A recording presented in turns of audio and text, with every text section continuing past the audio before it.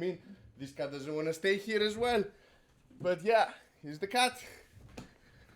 Welcome back, everyone. Welcome back. Welcome back.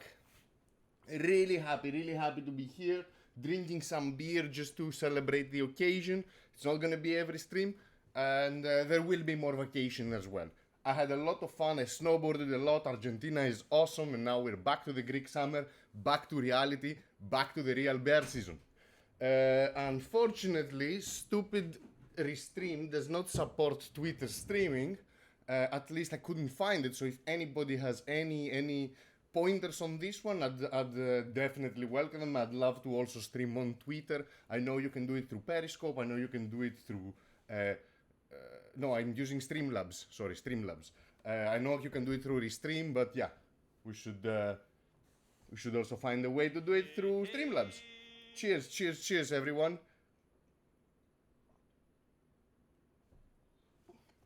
Drinking some alpha just in case, hoping to find some alpha. You never know. Fucking cat, I'm like full of hair now. You never know if we'll find some alpha. Not a lot of stuff is happening. At the same time, a lot of stuff is happening, right? I mean, the markets are shit. Nothing has changed from our previous talks like a month ago. We're still in bear times. For a weird reason, NFT floors, at least on Solana, denominated on Solana, are still holding super well. And you know, this weird time that usually August has good opportunities. I don't know why I've had, if you remember last year, 2021, August 2021, we had the Saber shenanigans where we actually had, I think, the best trade of 2021. That was together with Solana, of course, and some other shitcoins. But we rode the whole pump from 1 cent up to 93 cents, all together holding hands. We're gonna talk about Saber today. I mean, we've been talking about that. It's the elephant in the room. We've joked about it. But I think we should start a little bit from what's going on with Tornado Cash and all this shit. So we'll definitely need to cover Tornado Cash a little bit, just a TLDR, and I mean, let's see how this is going to roll out. I'm not sure this is going to be exactly as people expect it to be, but yeah, let's talk about that a little bit later. For sure, we should start with a bear reminder. Definitely need to talk about Saber and the Macalinao brothers and what they did, and that's the elephant in the room that we've talked about quite extensively throughout the past year, because nothing made any sense, and everything really looked alike. So really fun stuff. Maybe take a look at a cool grape transaction that maybe some people can help me figure out how the AMM, and not really the AMM, yeah, the AMM, the market making tool in Radium, the automated one, how does it rebalance the pools? Because it's a little bit interesting. Maybe someone can actually use that and as a niche way of getting more information about the price. This does not apply, of course, on the grape. It's just an interesting transaction. What else did I promise we're gonna talk about? I don't know. Did I promise? Oh yeah, man, I'm so annoyed with all these people. Like, yes, we have to really talk about the drain, right? We have to talk about the drain and how people are still not getting it. It's insane. It's insane. So I'm going to be that guy. I'm going to be that real advocate for hardware wallets, and I'm going to be tweeting out constantly about all these dApps that are like haven't learned anything from the previous round of dApps in Solana. Like we are at season 2 now, right? We're at season 2. Season 1 was, you know, from Radium, from Grape, and the new wallets and Solflare and all this shit, and you know, the Breakpoint version 1. That was season 1. Now we're approaching the Breakpoint season 2. That's fucking season 2, right? And here is Perts giving away. Thanks, bro. I really appreciate you. Cheers, everybody. I really hope everybody's here, and I really, really hope nobody has been shaken out while I was away. Really important to stay alive during bear times. It's super important not to tilt, not to get bored and start doing shitty moves.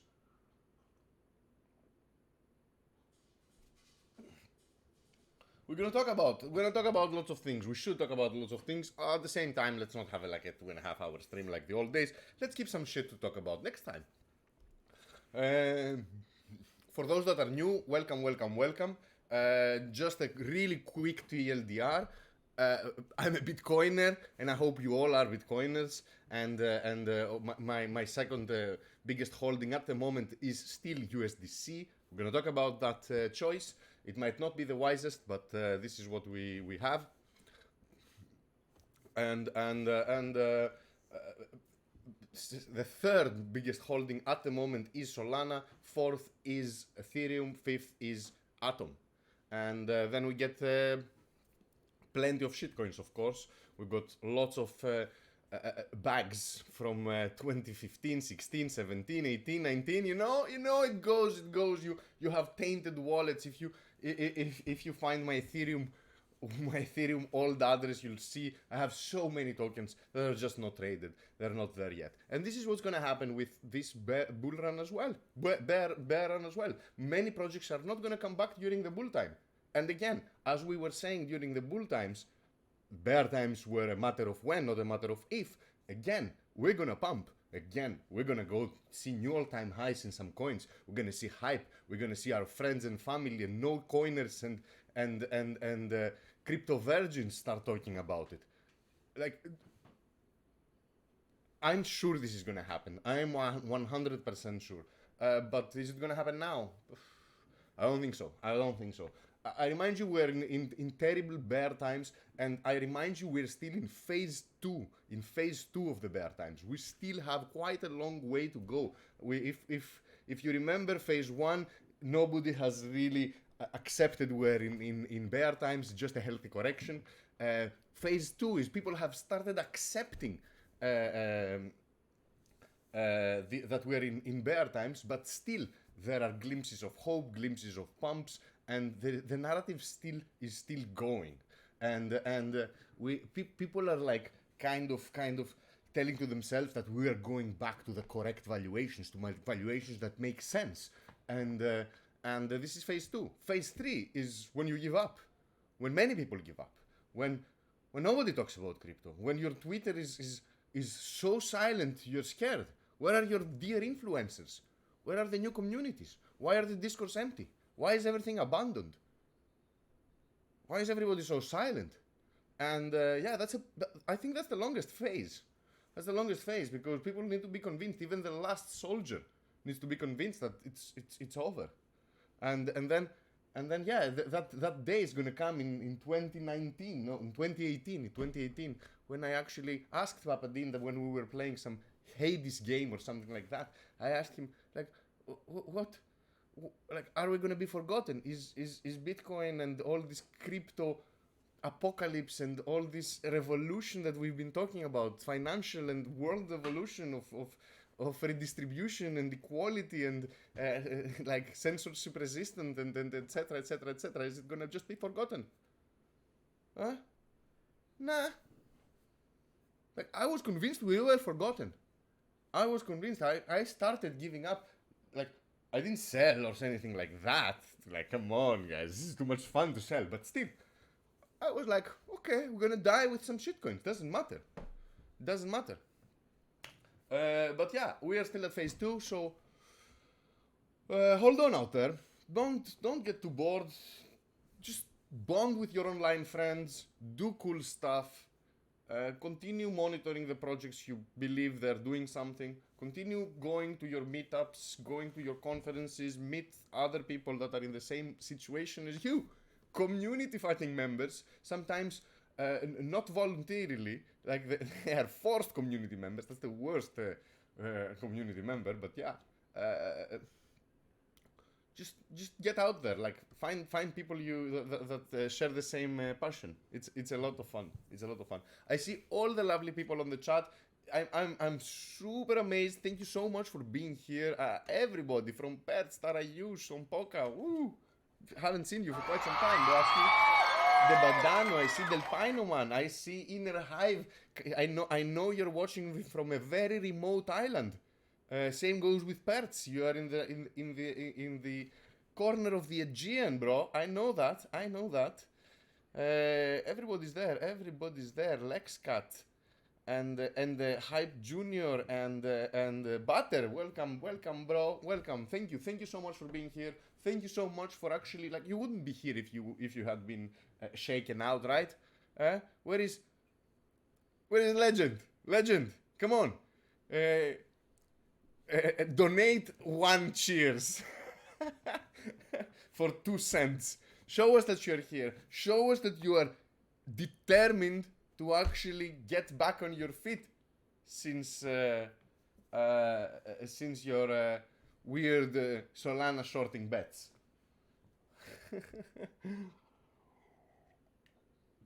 I guess Legend is not here. Yeah.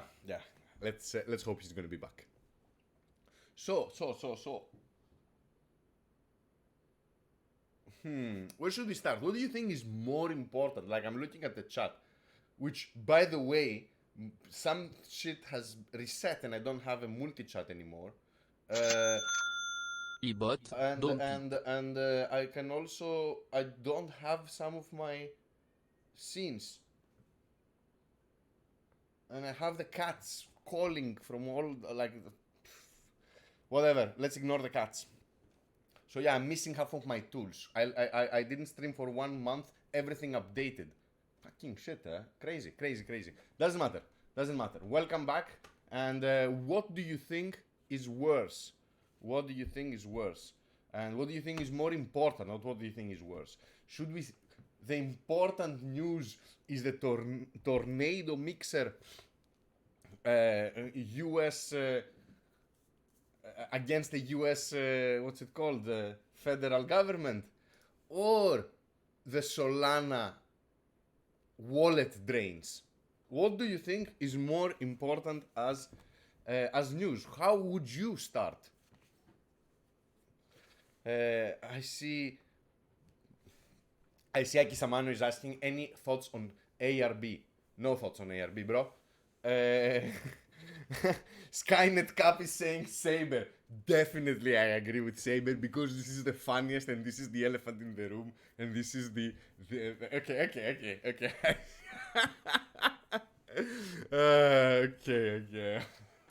Fuck my life, guys. Fuck my life. So.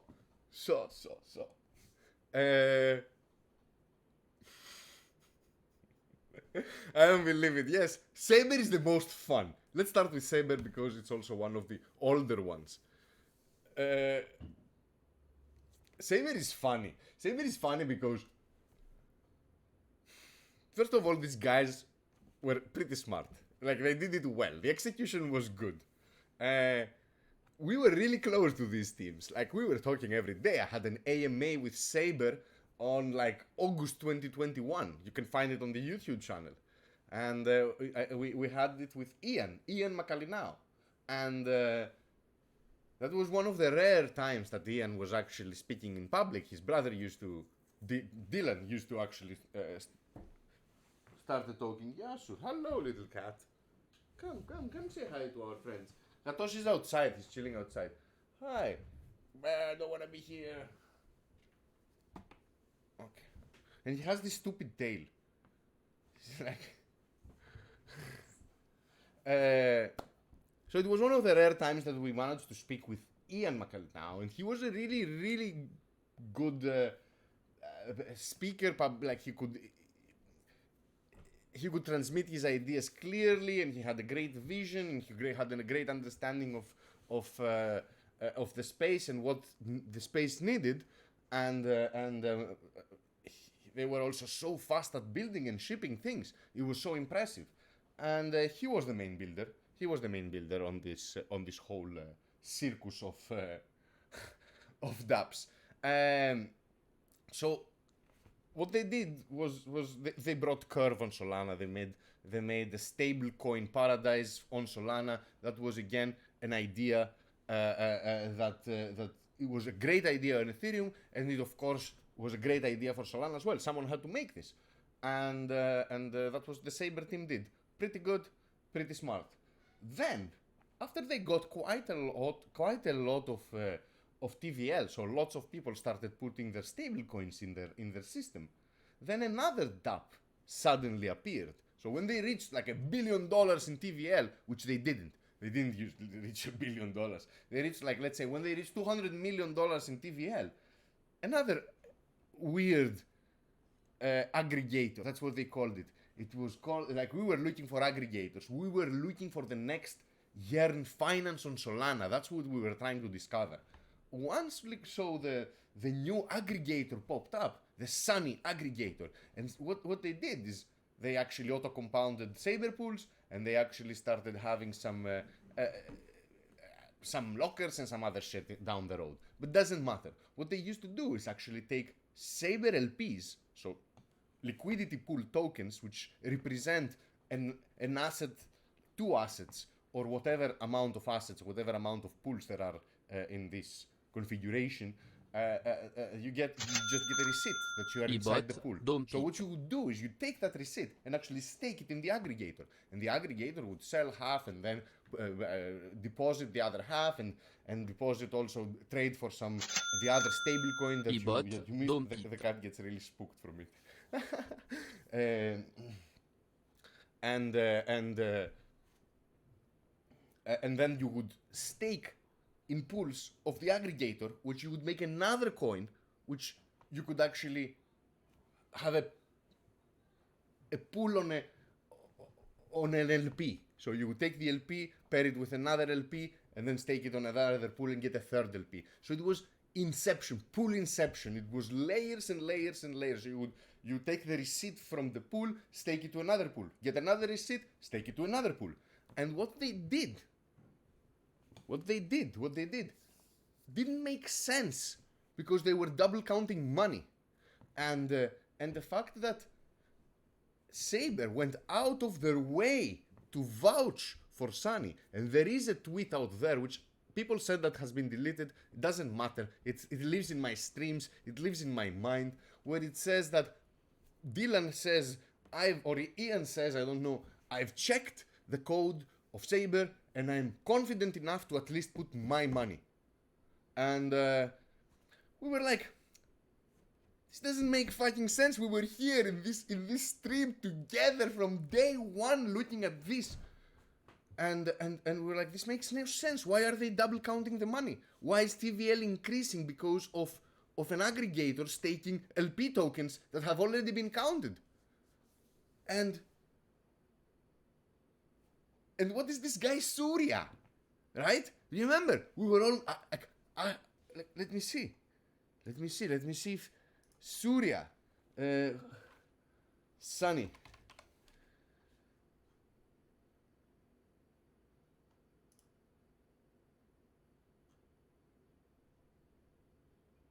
No, I can't find it. I can find a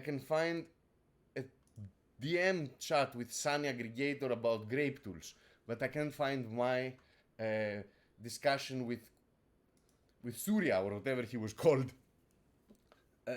We asked him for an AMA, and he was one of the very few people that actually declined.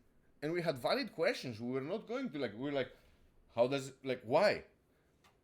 And you remember we had two jokes about the Sunny team and the Saber team. And this is before Query, before Cash, before Cow, before what's the other place? I don't remember. Before all this shit, we had who is this fucking Sunny aggregator? Is he the office dog of Saber? We used to fucking joke like that. Is Dylan, Ian, and Surya best friends?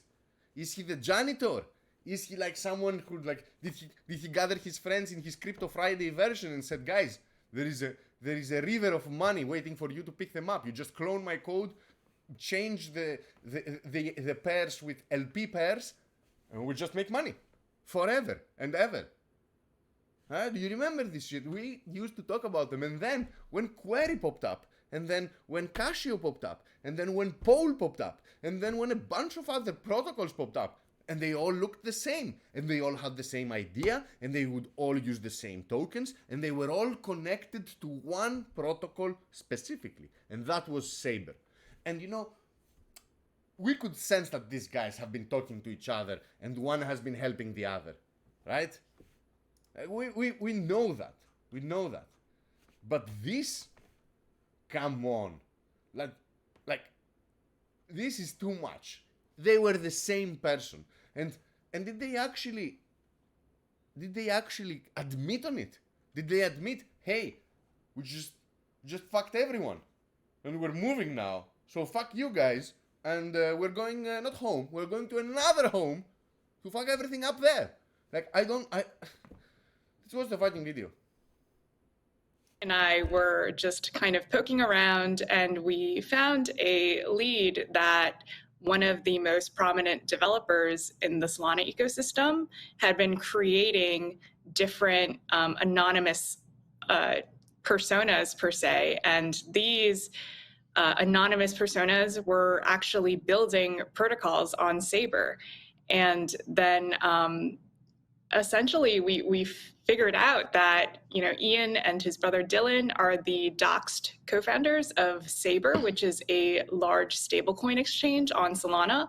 And what they did was essentially create all of these anonymous personas that then founded other protocols built on top of Saber, and kind of misled people to think that this was all organic development happening on the in the Saber ecosystem.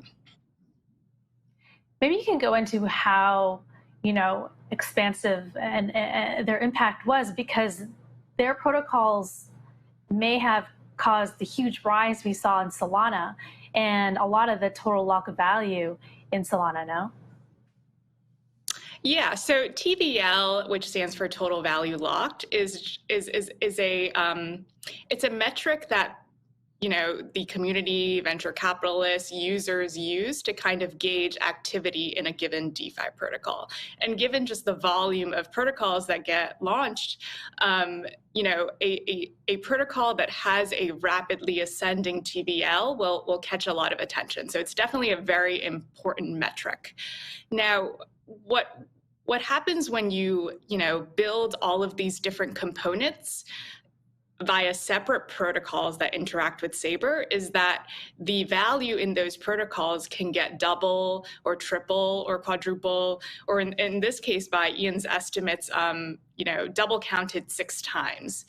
And this obviously, you know, makes the total value locked of Solana, the layer 1 blockchain that Saber operates on, and also the Saber ecosystem itself, look a lot bigger than it is.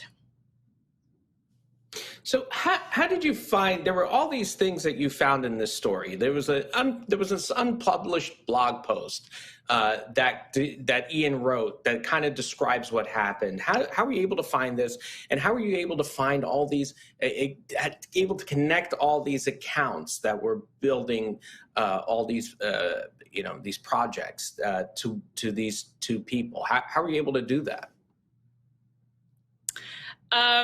Not to reveal any sources, but I would just say that my colleague Danny and I, we have just asked around a lot of people that have knowledge of the matter, and that the blog post that we're referencing is we have authenticated.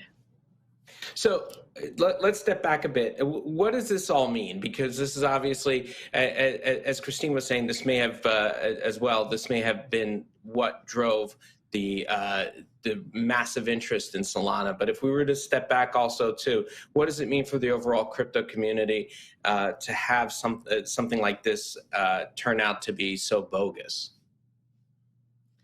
Yeah, I think going forward, actually quite a couple of things. First, we're probably going to see the, you know, probably less anonymous developers and kind of users and investors being more cautious when it comes to a, you know, founder of a protocol that is anonymous.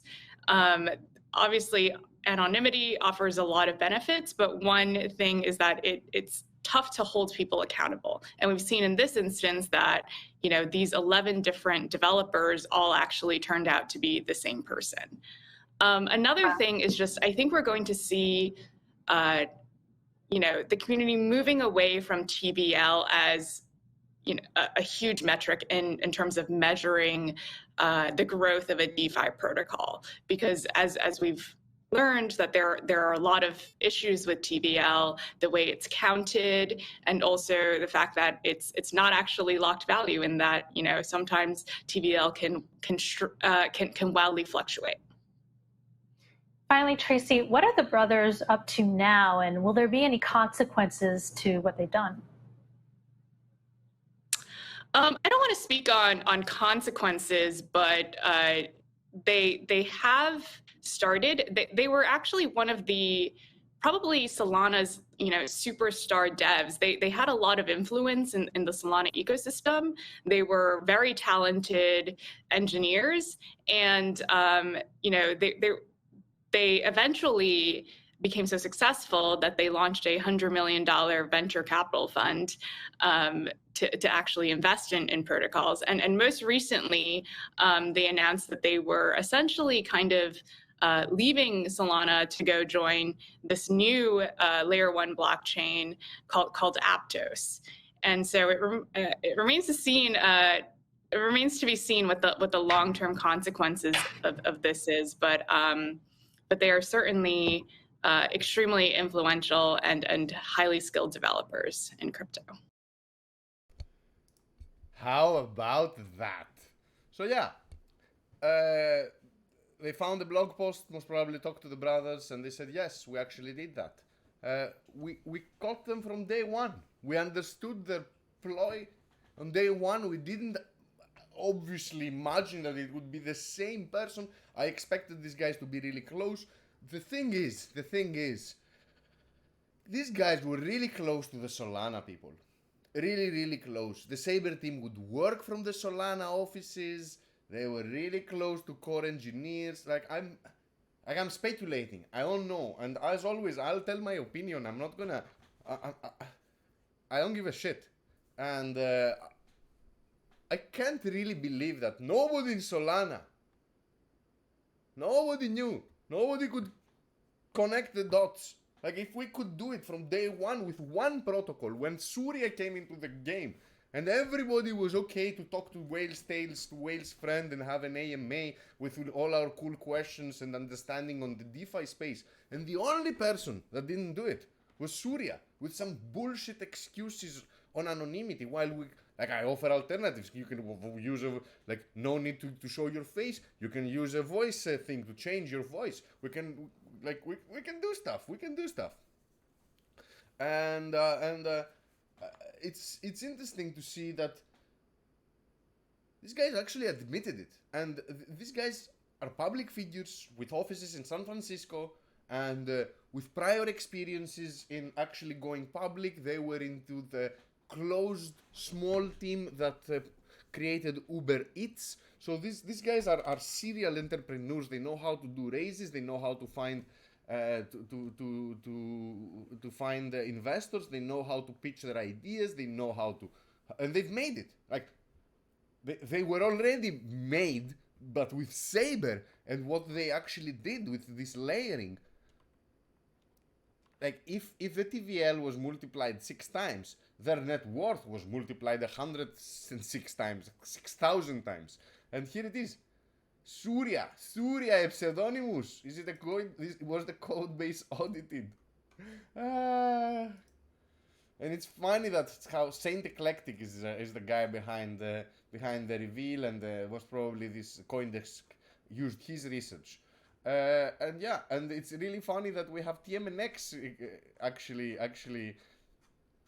featured. Here it is. Here is TMNX replying again and again and again. He's the best, man. He's the best. He is the best. I know he's a bit salty with me, with Grape, with the space in general, with Parrot, with Saber, with everybody. But But yeah, he's right to be pissed, especially if he trusted these people. Look at this. 7.5 billion were coming from Ian's ploy out of the 10.5 billion in TVL, which, by the way, Ian was not the only one doing this. Anybody that was calling his shit an aggregator, like, we never saw a real aggregator. The only real aggregators out there at the moment is what? Is Francium, in a way. And all these, like, auto-compounding services. Because auto-compounding is a DeFi strategy. So these guys are actually aggregating some yield, because you just can do everything in one point, and then they are actually selling and reinvesting, and everything else is fake. Forge is saying on the chat, isn't the fault of those who counted the TVL? Man, yes, of course it's our fault. Like, it's our fault for getting scammed. Like, props to the scammer for actually scamming us. But it's our responsibility to police what we use as a metric. Like, we are the OGs. We know what's going on, and like, we loved it. We loved it when we were seeing Solana being the second layer 1 in TVL and actually having a growth rate that could potentially match Ethereum in years to come. And yes, Forge has another point here. Is like, how did I get scammed by this? That's the thing. I did not get scammed. I actually made my best trade for 2021. Like, the best buy, because I bought Solana end of 2020. But in 2021, the best buy and sell was Saber. Because we bought thinking that, hey, these guys are building Curve, we just have a lot of stable coins, it just makes sense. We should buy it. And we bought it. And we rode it to fucking infinity. 100x. And then we're like, whoa, what's going on here? It makes no sense. We checked the tokenomics, we checked the investors, we checked the cliffs and all the dates that we would have unlocks, and we're like, yeah, we're leaving this place. And on the other hand, you know, they built quite a lot of stuff. They built Tribeca, they built Casio, they built Saber, they built Query, what else is there? Are we missing? Of course we're missing things that were key infrastructure to actually connect these things. They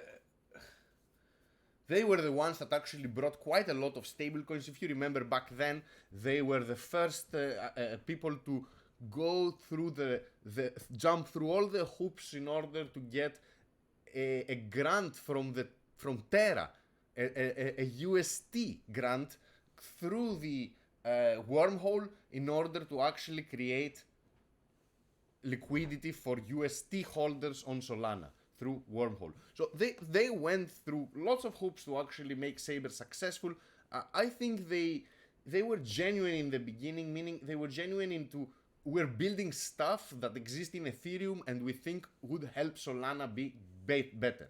But then they identified an amazing way to make a lot of money with very little effort and in a very short time. So they did it very well, exploited the bull run, and now they are moving to Aptos. People are asking, what the fuck is Aptos? I have no fucking clue. It's not out yet. The private sale is long gone, and I really don't know. I really don't understand, and I can't trust someone who's done that. I just, you know, I can't really follow Saber protocol on Aptos now. Like, I know what they're gonna do. I know what Aptos is gonna do. I know what layer ones are gonna do. What, they have punks, right? Monkeys, yes, of course they have monkeys. Yes, of course they have punks, right? You know, they're gonna have a bunch of wallets. They're gonna have a bunch of DeFi stuff that we all know exactly what it is. and we're gonna have a bunch of dexes that, you know, it's the whole thing. It's the same people, the same people.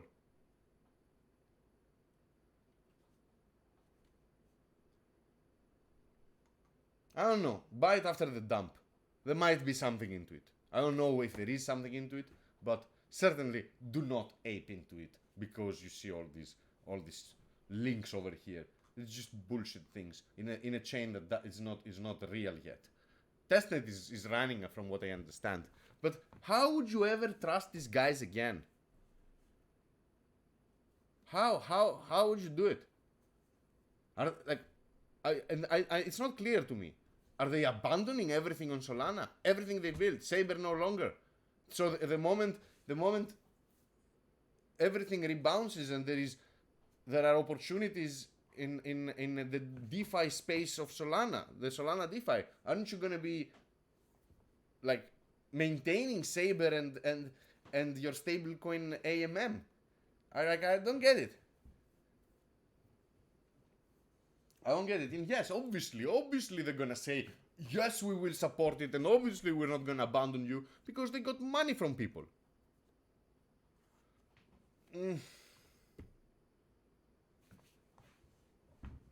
Just make sure that when this thing comes out, and again, this is not financial advice, and you should not listen to people on the internet, especially those with really thick accents, etc., etc., etc. But don't fucking buy it immediately. It's gonna pump a lot. There's gonna be a very small supply. There's gonna be a huge, amount of people wanting to buy it. There are going to be fatter pockets than yours that are willing to take larger risks. Don't compete. Don't be don't be impatient. Just wait. It's gonna pump and then it's gonna dump. So just fucking wait. And if you're going down the road of new L1s, you should not bet only on Aptos. Important. You should spray and pray L1s. You should go around and buy Aptos, Mina, ICP, Cadena, and even the meme ones that we've been memeing around. You should buy Cardano, you should buy Polkadot, you should buy Kusama, I have no clue. You should buy all the L1s. You should buy Solana, you should buy Ethereum. That's a move that I am pretty sure that you can follow and doesn't need you to be monitoring the market. You're just gonna dollar average. You're gonna be buying a little bit of every L1 every month, and you're just gonna go like that until we start seeing the trend reversal. You should keep a track.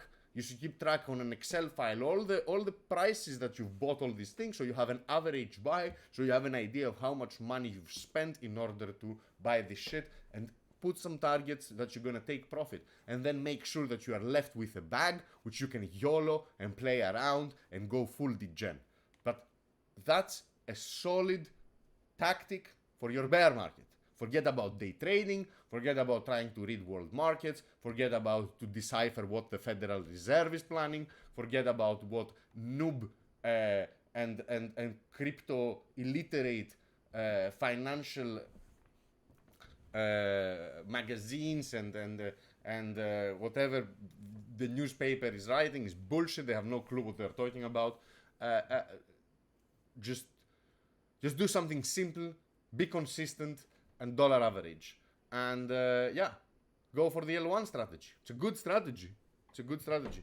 Forge, yes. Atom too, of course. Obviously Atom. Fuck yeah, Atom. And I even have a bookmark with Atom airdrops because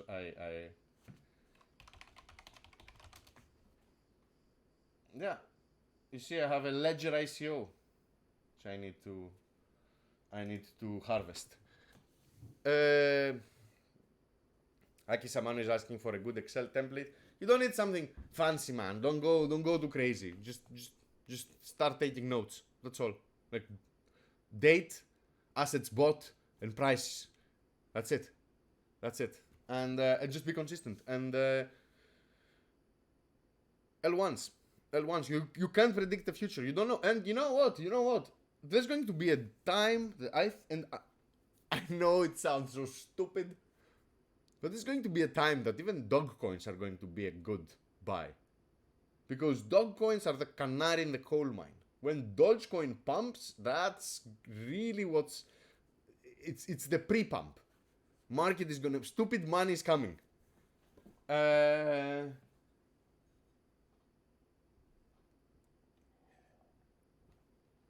don't know. I think we were accurate to call all these extra protocols Saber office dogs, Saber cousins, Saber janitors, and all these funny things.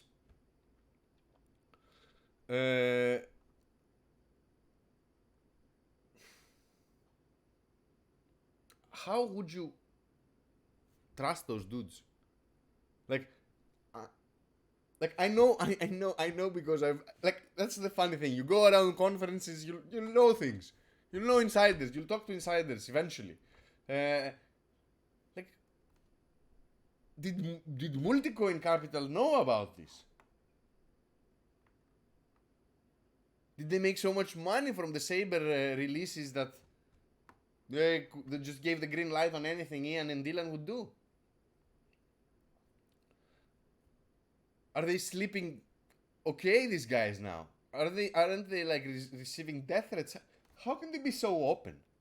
How can this be like so simple? Isn't anybody going to go after them? It's crazy. It's fucking crazy. It's fucking crazy. Yeah, that's it. That's the Saber saga. It made a full circle. I still hold like 1 million Saber or something like that. Right? I think I do. It's in a different account. Forget about it. Aki Samano is saying Crypto Karma will get them. Yeah, most probably. Hopefully. Eventually, if they continue fighting people up, eventually this is gonna happen. And you go to Saber, and where does it take you? Aptos super.site. And you go to Twitter and you get the leading Solana AMM stable swap. That has never tweeted. Ah. Okay. That has tweeted very little. Did they delete everything?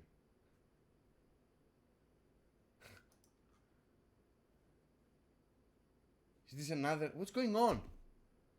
I'm pretty sure I was following Saber.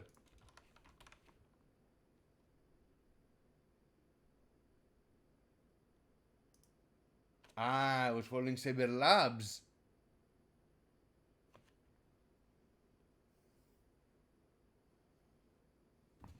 Okay. Yep. The Badano is asking if I'm holding any Lifinity flares. No, we're holding Lifinity flares through the Grape NFT wallet. So it seems like a good hold. It seems that it's one of the few protocols that is actually profitable. And if you go through Jupiter, you'll see that if you're trying to actually swap Solana for USDC, it always goes through Lifinity. Lifinity seems to be really successful at providing liquidity on really popular pairs. I don't have much info. I trust Durden, and I think it's a good it's a good project. So yeah, props to them. So back to what the fuck is going on Solana and what's going on in general in the crypto world. Enough with the Saber people. It's ridiculous, and I hope people learn from it. And maybe we should be more bold next time when we're talking about these things and not even call them cousins. We should have read the situation. It was too similar. So yeah, Tornado Cash, lovely friends. Tornado Cash. What's that? What's a mixer? What's a mixer? And do we need mixers? Are they like should they be legal? You know, all these questions. So Tornado Cash is like an anonymity layer, let's say, on Ethereum. So what you would do is they have pools, and you would, in a way, you would batch transactions that want to be hidden. You would cross them through the pools, swap them around, and then they would be another pool that would actually pay those accounts back, and these guys could get them in the form of another token, and then go to Uniswap or the Tornado Cash AMM and actually swap them to whatever they wanted. So this was a way to kind of hide around. Nothing is 100%, right? There are always new technologies that are trying to reverse all these things, and the chain analysis and other maybe like more secret service style of researchers can reverse engineer these transactions. You never know. You never know what happens in the battles behind the scenes, and it seems like Tornado Cash was really successful. Had a lot of liquidity. I have dear friends that are actually using Tornado Cash, and not like they're providing liquidity to Tornado Cash pools, or they used to, just because it was profitable. You would get good APY. It's not about, like, anonymity is a good thing, especially at the world we live in today, where we're doing backward steps in globalization. In a way, we have a new phase of the Cold War. We have mega powers spying on each other and spying on its people. I know people that have actually donated to Ukraine, for example, and because they are actually Russian-related people, they did it through a mixer.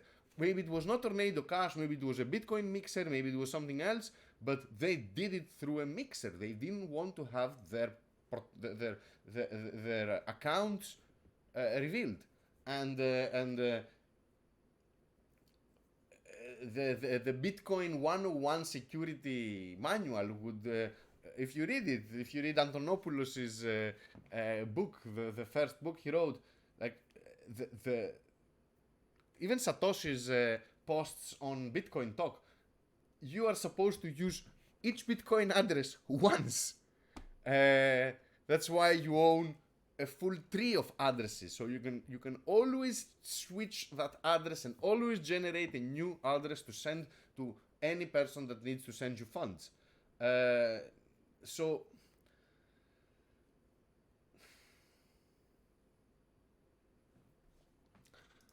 that's a mixer. A mixer is what I said before. You put all the shit together in a bowl, you stir the bowl, and then you, oh my, wait, Gatoshi needs to get in. You stir the bowl, and then you again distribute the tokens where they came from. Give me a second.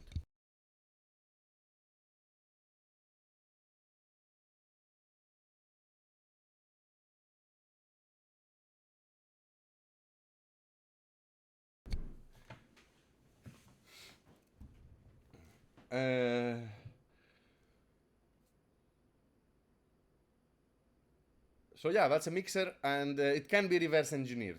Lots of mixers of the past, Bitcoin mixers, have managed to be deciphered, and yeah, all these things are not bulletproof. Maybe they are now, maybe they're not gonna be anymore tomorrow. So you never know.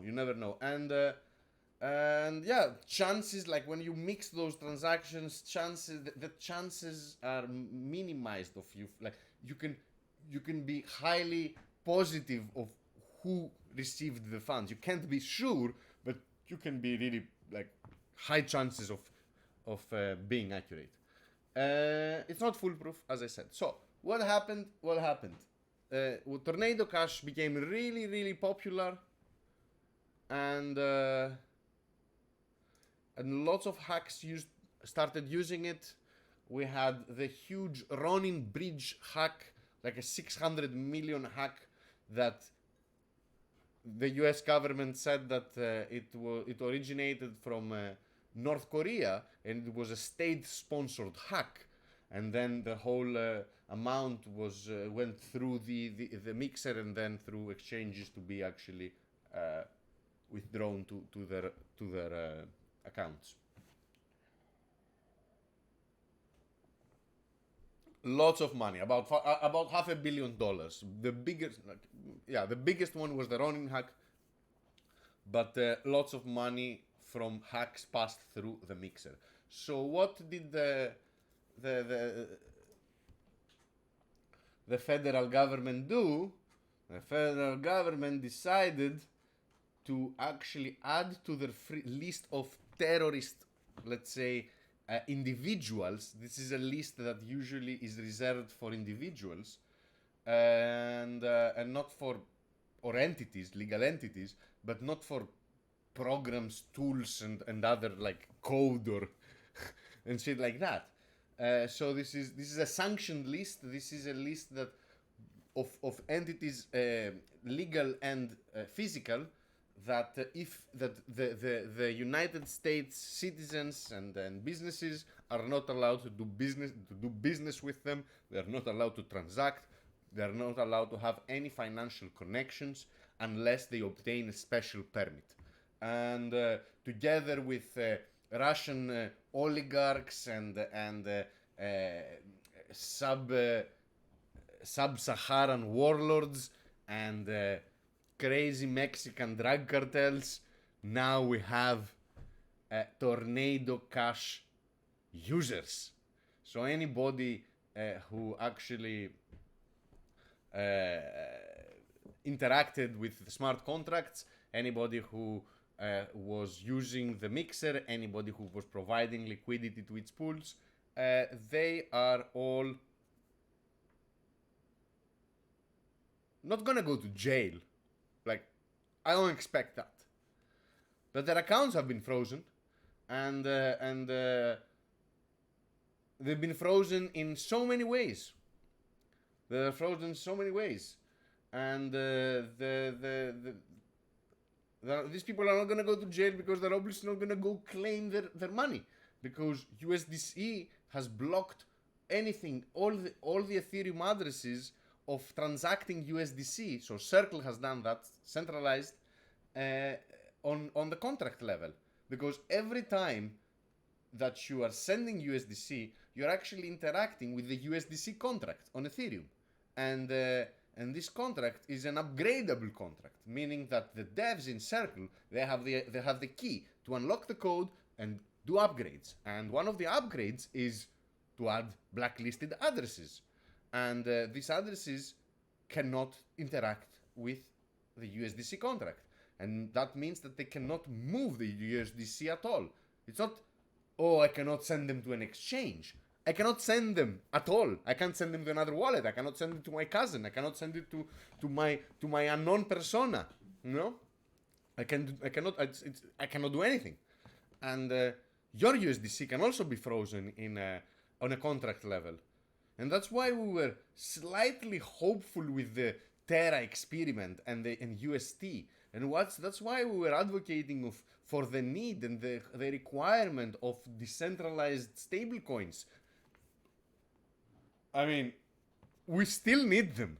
We still need them. Maybe not like Terra did it, not like the Iron Bank and the Iron Dollar did it. Maybe that dollar should not be backed by shitcoins, but we still need them, because your USDC and my USDC and everybody's USDC, and you should be double scared if you're a US citizen. Like, of course you should be triple scared if you interacted with Tornado Cash pools. At the same time, anybody who actually passed their money through their, like, this is a cascade of freezes. So, for example, the first Ethereum 2 staking contract was funded with a minuscule amount of Ethereum, 0.5 Ethereum, I think it was half an Ethereum, through Tornado Cash. So what? Anybody who has used that, that staking contract, Ethereum staking contract, is complicit to whatever crimes are being thrown to Tornado Cash.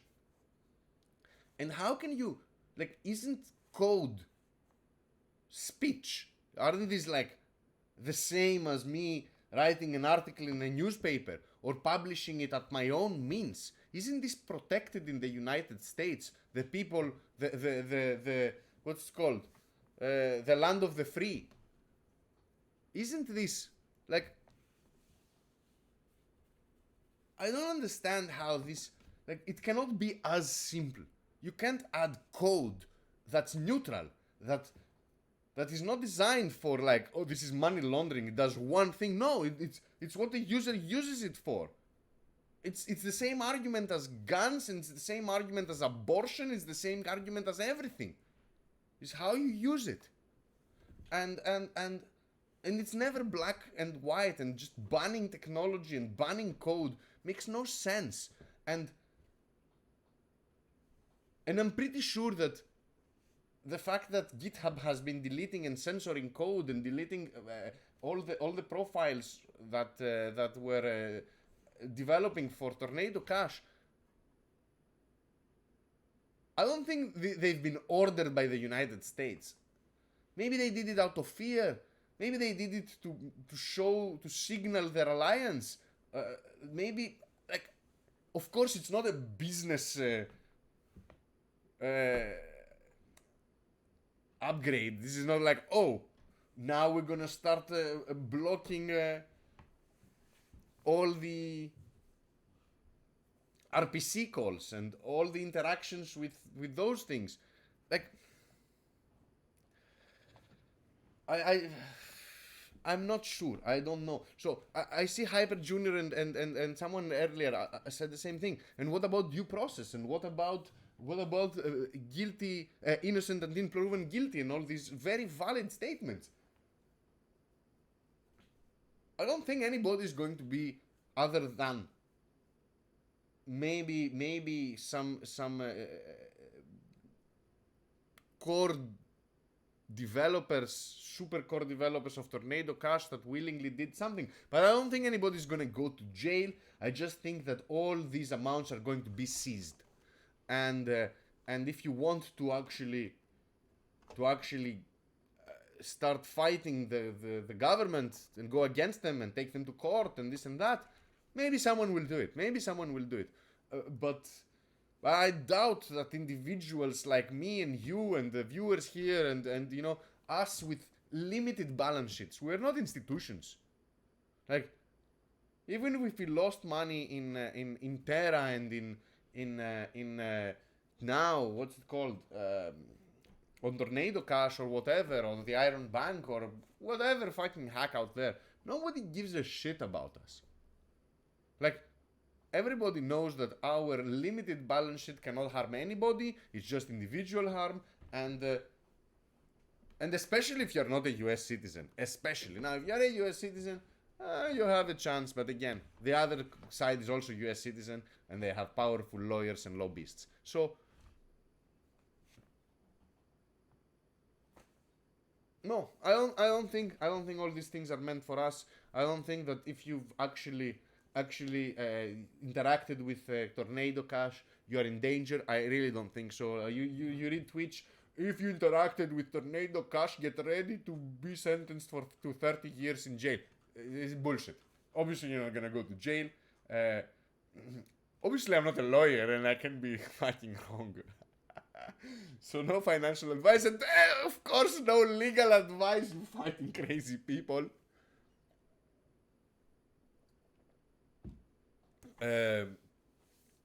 But I don't think you're gonna see this money back.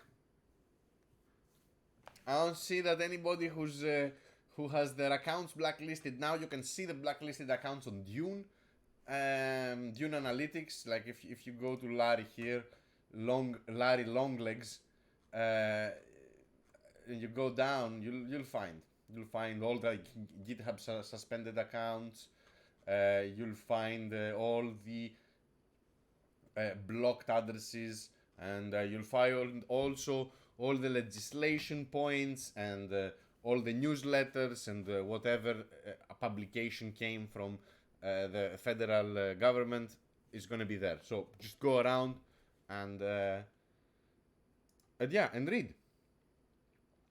Another funny thing is people are speculating about the tainted Ethereum. So, and there is no tainted Ethereum, it's just tainted addresses. Ethereum is fungible and you cannot really taint them, but you can taint addresses and you can block addresses, and the way they've done it, the way they've advertised what the Federal Reserve is adding by adding to the list of sanctioned entities all the addresses that have interacted with Tornado Cash. So anybody who has been added to the sanctioned list and have not, they still have Ethereum. Like, sure, your USDC is blocked by on the contract level, but your Ethereum is not. Maybe it's blocked on the RPC level, but you can be running your own node and be running your own RPC node, and you can definitely propagate to the network any transaction you want. They cannot censor you. It's impossible. They can censor you in various stages of before you actually send whatever you want to write in the blockchain to the miner, but they cannot censor that. So if you run your own node, you're not running in Fura, or you're running or you can actually interact with the console and go through the console level. Maybe they can block you on an IP or on your provider level. You know, there are these things, but you can go around them if you know your way on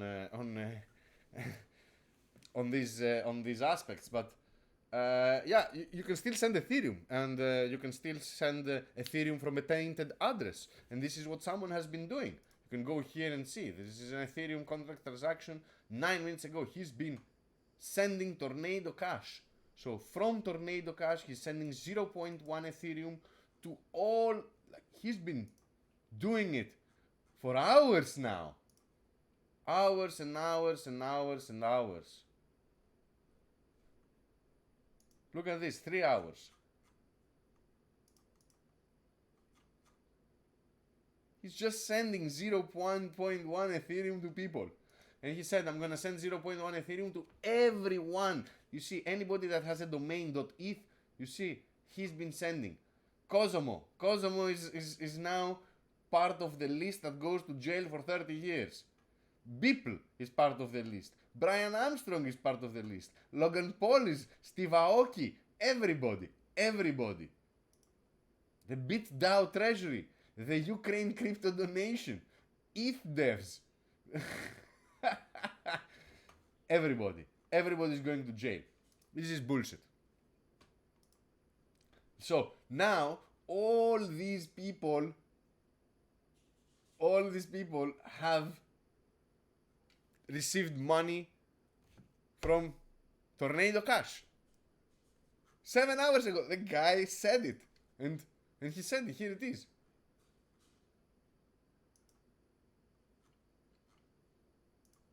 It's Depression BTC. Been accumulating a pretty big list of major crypto Twitter user Ethereum addresses and their .ens accounts, official addresses, withdrawing 0.1 Ethereum to all of them from Tornado throughout the rest of the day. Starting with those who have a .eth in their usernames. 0.eths have liked this tweet. He's just going for it. He is actually going for it. Dude, Perch, what are you doing? Stop sending subs, man. Amazing. So it's a scary fucking time now. It's scary times because we see that decentralization is not there yet. That RPC providers are decentralized, cloud space providers are centralized, smart contract upgrade ability is centralized, GitHub accounts are stored. GitHub is bought by Microsoft, so centralized. Discord, Discourse, and all the tools you use to communicate are centralized. We're not there yet. Obviously. Yes, all the on-ramps are centralized. Even local Bitcoin now needs KYC. So yeah, we're not there yet. We're not there yet. We are not there yet. They can block your USDC on the contract level. Do you understand what's that? Huh? We knew it. We just had never seen it at such like. It's not the first time USDC has blocked accounts. Like we've seen this from 2019. Dune Analytics has a list that starts from 2019 of blacklisted accounts, and usually these are hackers. These are they have it since 2015 with the blacklisted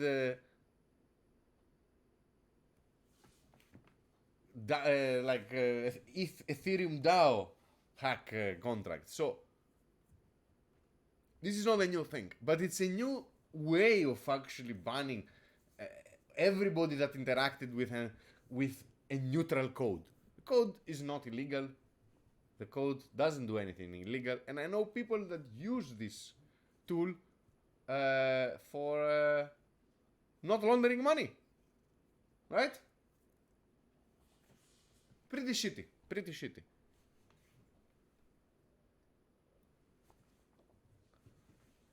We've talked about that again in the past. We've talked about the requirement. Someone was asking about Hatoshi. Here is Hatoshi. Hatoshi, what's up, bro? We've talked about this earlier, guys, in earlier shows throughout the year. That stablecoin regulation is coming, and stablecoin regulation is #1 threat to DeFi. DeFi doesn't work without stablecoins, and if someone wants to kill DeFi, they're just going to impose stupid stablecoin regulation. Now, following that argument, one could easily say that the only way for this segment to flourish is to actually embrace regulation, work with regulators, and have something that actually makes sense in the end. Are we going towards that direction? I don't think so. I don't think so because all the policies and all the regulations seems to be reactionary. Seems that we are reacting to events, and there's no plan of some real well thought regulatory wave that will help innovation on the crypto world. And I know for a fact that once you get a lawyer, and usually you even if you get a US lawyer, but especially if you go to one of the popular hubs like Singapore, or you go to London, or you go to the Netherlands, or you go to Hong Kong, or to these crypto paradises, and you talk to your lawyers there, they're gonna ask you if you're an American citizen, and they're gonna tell you that if you really want to reach hero level, really get the big bucks, really create a multi-billion-dollar company, you can't do it while you are in US soil.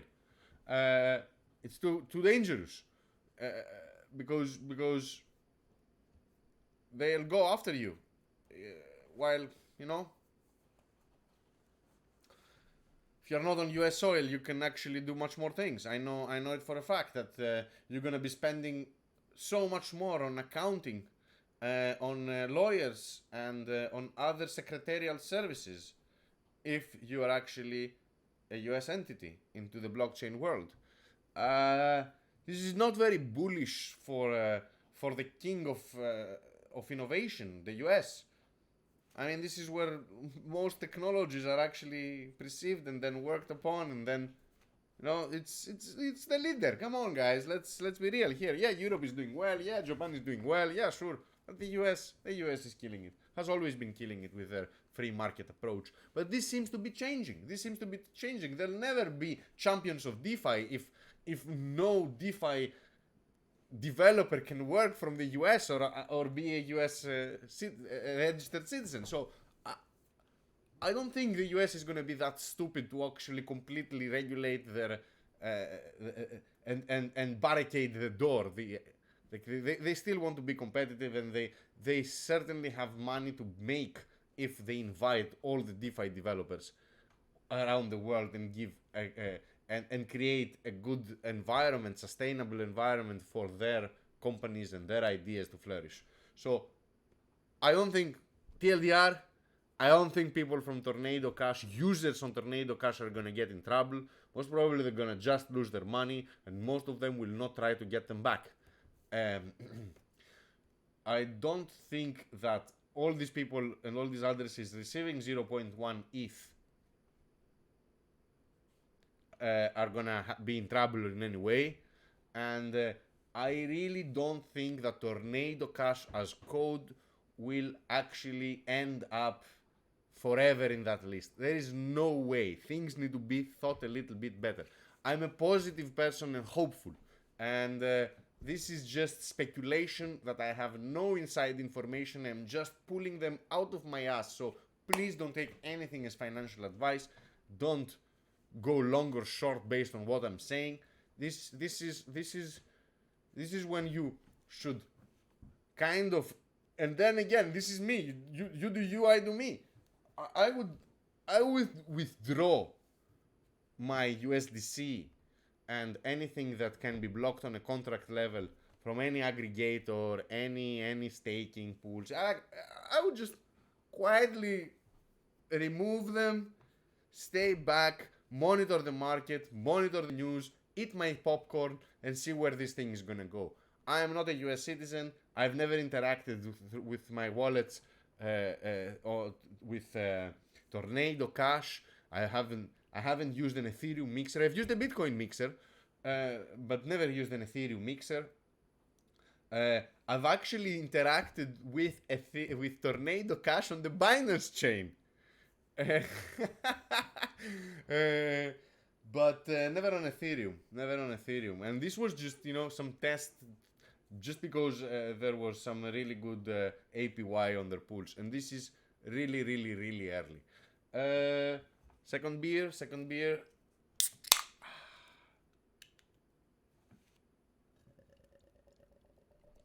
Wow, it's almost 1.5 hours into the show. Bravo, guys. Bravo. I've missed you so much.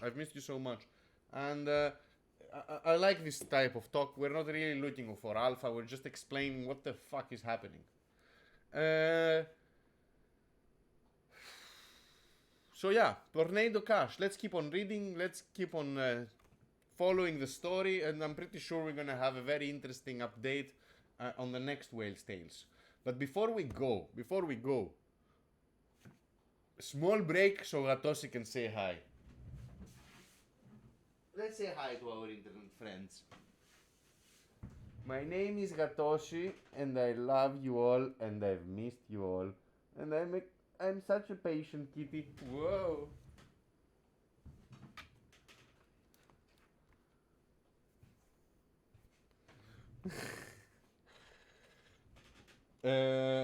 Cheers, guys. Cheers. Before we leave, I want us to talk a little bit about the wallet drains. What happened, short TLDR as always. And what's going on there? Yes, two cats. A cat with no ears and a cat with ears. So we need to talk about what happened on the wallet draining. And why is not anybody learning anything from it? Like, as we said, we are on season fucking 2. Hasn't anybody watched season 1? Like, how can you be in season 2 if you haven't watched season 1? Season 1 should be watched. And yeah, let's start from the beginning. So, about 10 days ago, maybe a bit less, 8, wallets that were created in 2021 were actually starting to drain. So suddenly, without having any connection to any DApp, like you hadn't given a permission to anything, without even ever having interacted with a DApp, wallets were starting to lose funds. We're starting to lose Solana, USDC. I'm doing like that because there is hair from the cat everywhere now and it's sticking on my face. Even the NFTs were starting to get drained. Lots of people that actually exercise their OPSEC very well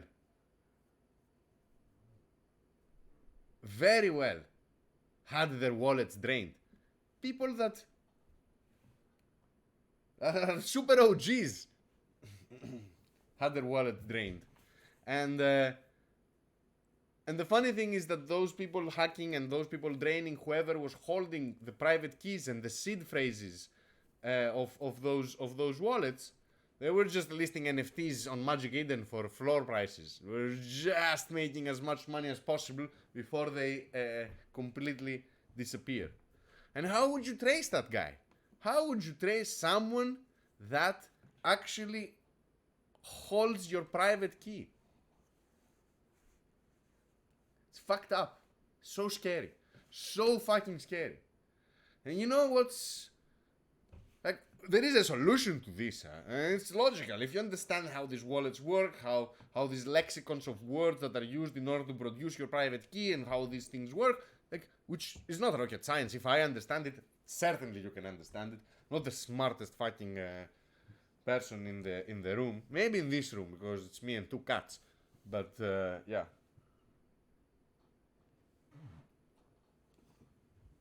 Nah, that cat is really smart. So what happened? About 7,000 wallets started being drained. All these wallets had something in common. They were all either created or imported to Slope during a certain interval of time in 2021. What happened was Slope Wallet was actually storing those keys on a cloud server that apparently was compromised. Someone was being able to collect those seed keys, to collect those private keys, and then use them. And yes, as Forge said, that's Slope Mobile. So if you actually created your wallet on Slope Mobile, you are right, Forge, or you imported your Phantom wallet or whichever wallet, not hardware wallet, and I'll explain to you why not fucking hardware wallet, and it's so easy to understand, because you don't know your private key of your hardware wallet. Your PC doesn't know the key of your wallet. It's only in this fucking device here, and it verifies it, and it can't get drained out. You cannot get the seed from this device. And I cannot be socially manipulated and fished for my seed phrase. I don't know it. It's here. It's in here. Of course, there are ways to extract it. Of course, there are ways around it. If this breaks, there are ways around it. But you never, ever going to type those words on your computer. You're never going to be required to import your seed phrase in your computer. It's going to be written locally here. So what happens is when you set up a new wallet or you import a new wallet, you go left to go on the left letter of the ABCD of the alphabet, or you click right to go on the right letter of the alphabet. And then digit by digit, letter by letter, you write your 24 seed phrase, and then you accept through the lexicon of words that compromise all the possible combinations. So you'll never be required to type it. There's no way Slope or whichever centralized entity can transmit that on the cloud. So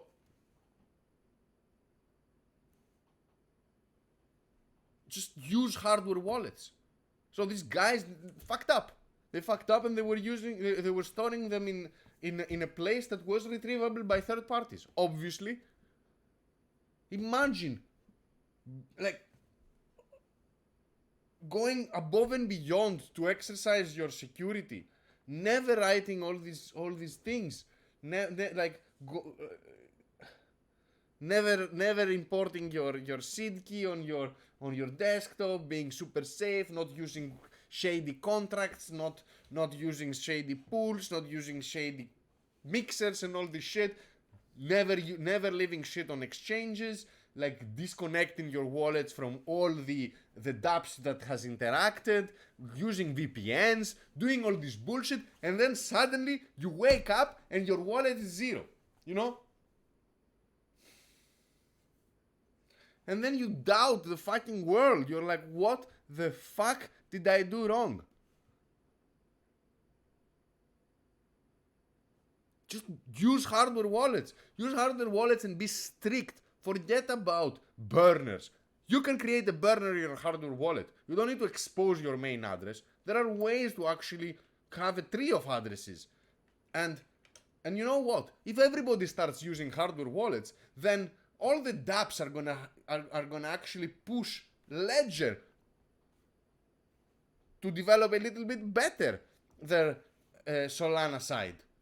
And if all the users are using hardware wallets, then dApp developers are gonna find a way to bypass the limitations that the Ledger non-development has caused. Because, to be honest, you cannot sign a Solana transaction through your Ledger wallet. There's no signing. Signing hasn't been enabled, developed. I have no clue what they've done. They've fucked it up. So when I go to exchange art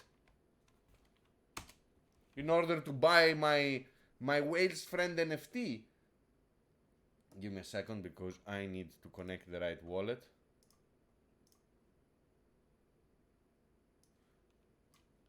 So when I not create, disconnect, connect wallet. So connect with my Phantom wallet. Fantastic. I am not a robot. Buy now. And it says approve transactions. So what it asks me to do here is to sign.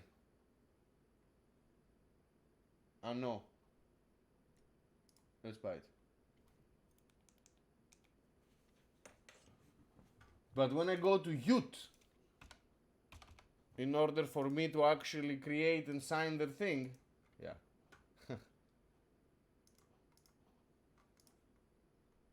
In order for me to do their my Ute list, when I reach the end and I verify my Twitter and everything, and I authorize the app,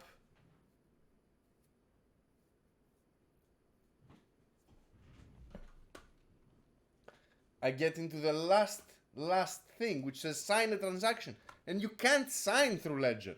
So what are all these season 2 dApp developers telling us? They're telling us that you can't use our dApps if you're using a hardware wallet, and that's bullshit. That's fucking bullshit. You can't limit users by not developing ways to interact with hardware wallets. You should be banning anybody that is not using hardware wallets. Because look what's happening. Look what's happening. Wallets are being drained because of sloppy storage of seed keys. This hasn't failed us. Just because you don't interact with your private key, you don't interact with your seed phrase. And you know what? Once you start using this, you'll understand how wallets are generated, how seed keys are generated, what is the lexicon of words, what are these reverse algorithms where you can actually input the words and get the key, how they work in sync but also differently on each blockchain. Like, this is part of your journey. You should upgrade yourself. You can't be static. You should continue learning. And the only way to learn is to get your hands dirty. You need to use your hardware wallet. You need to bump on the limitations. You need to be a vocal advocate of security, because it's always the debate, this dilemma, these scales of, on one side you get convenience, the other side you get security. In order to be secure, you need to sacrifice your convenience. And usually, most of the times, 99% of the times, if it's too convenient, then it's very unsecure. It's not secure. It only makes sense. So don't go down the convenience way, because there is a high probability you will be a victim at some point. Upgrade.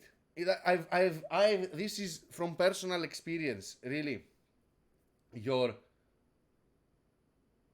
progress plateaus at some point. In everything, in your sports, in your goals, at your work, at your physical or personality development. It doesn't matter. It's because you stop moving. You stop accepting new goals, new quests.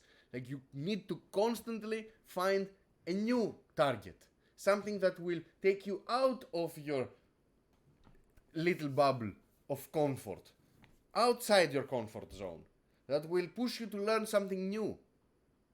You can't just stay there and say, now I know how to use Phantom, I know how to use pools, I know everything. No, you don't. Next fucking step, use a hardware wallet. And then I don't know what's the next step. Use a multi-sig hardware wallet. And then I don't know what's the next step. You tell me what's the next step. Then learn how to use the console. It never ends. You'll never finish this game. There's always something new. And that's why you can't get really cocky and say, now I know everything and I'm a crypto expert and I can start tweeting everything and everybody will. No, they're gonna shit on you, because there are people that are smarter and they have much more experience, and if you start saying bullshit like that, they're gonna come back at you and they're gonna show you how ignorant you are. So once again, it applies. The more you learn about something, the less expert you feel. So be careful out there. Be careful. Just push yourself.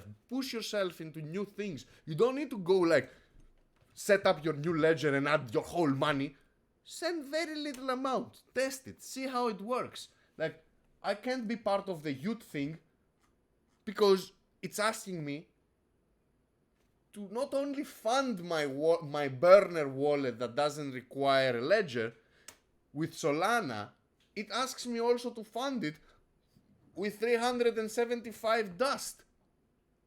Why would I do that? Like, 10 days ago we had the wallet drains. And now, the best NFT community, the God's stamp of approval, the biggest accounts, the biggest influencers, the biggest brains. Nobody's just complaining about, hey guys, hardware wallet users should be your target audience. Should be. It only makes sense. If you've survived till now, since 2014, at least that's when I started, it means you're using a fucking hardware wallet and you're not leaving shit on exchanges. Despite all the losses around Cryptopia and Stratis and other failed moves. Hardware wallets. Go get out there. Shout for them. Be a vocal advocate. We need hardware wallets. It's the only way. It's the only way. You will never be required to type in your private key. You'll never be required to type in your seed phrase. It's always going to be there. And if someone fucks with you, you just break it. And it doesn't matter. You import it in another wallet and it imports on the device. That's impossible to penetrate. Enough with my rant. I think we covered the three main points that I really wanted to cover.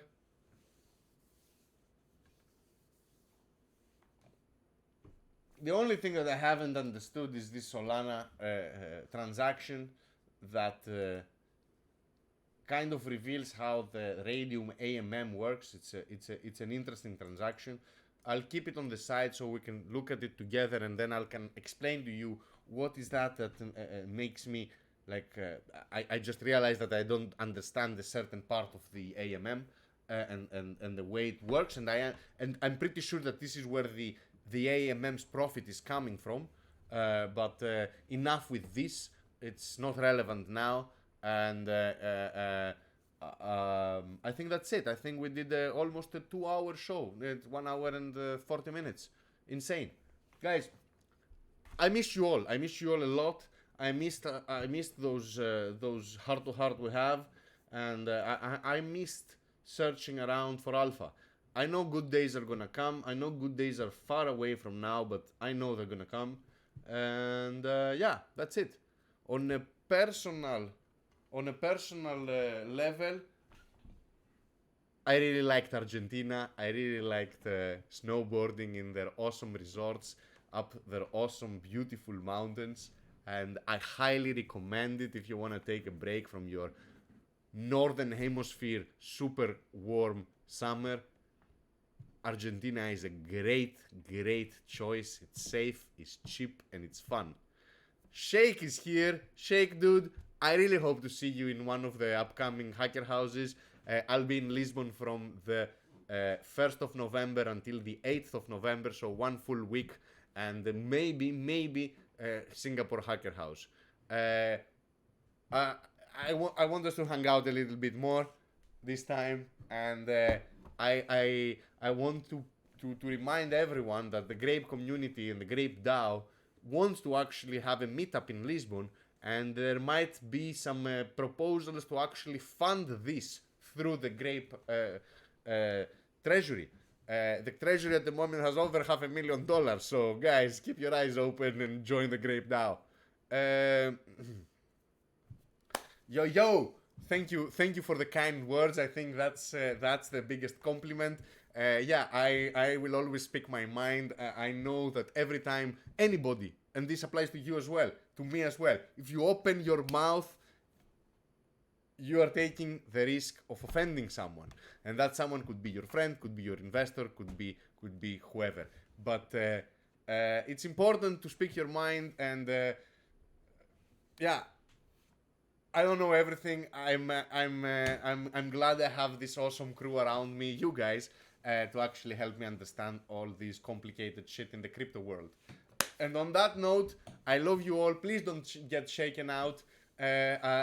We'll start making money when the trend reverses, but until then, don't catch any knives. Don't follow any crypto guru's advice, and don't take advice from people on the internet in general. I love you all. I'm glad I'm back. I'm glad I found you all here, and we're gonna be running together with our eyes covered towards the cliff with our pockets full of money. Take care, guys. I love you all.